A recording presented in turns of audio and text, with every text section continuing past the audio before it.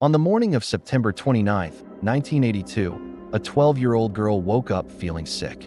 Her parents gave her something millions of Americans trusted: Tylenol. By nightfall, she was dead. Within days, 7 people would die. No warnings, no threats, no suspect. And the most terrifying part? The killer never touched a single one of them. This is the true story of the Chicago Tylenol Murders, a crime that changed the world forever.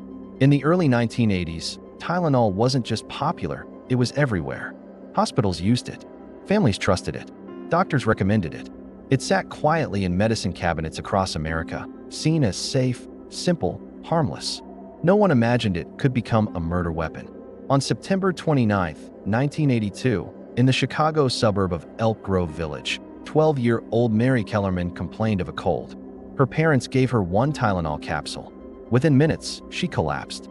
By the time paramedics arrived, it was too late. Doctors were confused. Healthy children didn't just die from cold symptoms.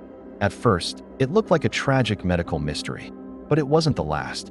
That same day, in nearby neighborhoods, more people began dying, suddenly and without explanation. A 27-year-old father, a 35-year-old woman, a 25-year-old flight attendant. All healthy, all dead within minutes of taking Tylenol. Doctors noticed something chilling. Every victim had swallowed extra-strength Tylenol capsules shortly before collapsing. The capsules were rushed to a lab. What they found shocked the nation. Inside the capsules was potassium cyanide, a lethal poison strong enough to kill within minutes. The amount wasn't accidental. Each capsule had been deliberately poisoned.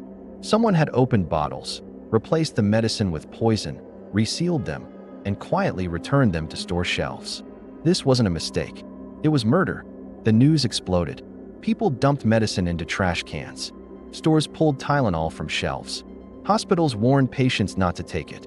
Parents stared at medicine bottles in fear. If Tylenol could be poisoned, what else could be? Johnson & Johnson, Tylenol's parent company, made a decision that would cost millions but save lives. They recalled 31 million bottles nationwide. It became one of the largest product recalls in history. Police launched one of the biggest investigations America had ever seen. They traced bottle locations, interviewed store employees, analyzed fingerprints and tampering methods. One fact became clear: the poisoner didn't work at Tylenol. They didn't attack a factory. They struck random stores, targeting strangers. That made the crime almost impossible to solve. Anyone could have done it. Anyone could have walked away. Eventually, investigators focused on a man named James William Lewis. Lewis had sent a letter to Johnson & Johnson demanding money, claiming responsibility for the murders. But there was a problem. He couldn't be placed at the crime scenes. No physical evidence tied him to the poisoned bottles. Lewis was convicted only for extortion, not murder. The actual killer, or killers, remained free. The Tylenol murders did something no other crime had done before. They changed how products are packaged forever. Tamper-proof seals, full protections, plastic safety rings. All of it exists because of these murders. Every time you twist open a sealed bottle, you're seeing the legacy of an unsolved crime. More than 40 years later, the question still lingers. Who poisoned the Tylenol? A lone killer? A copycat? Someone who blended back into normal life? 7 people lost their lives to a person who was never caught, never identified, and never punished. The Chicago Tylenol murders remind us that sometimes the most dangerous threats don't look like danger at all. They sit quietly on a shelf.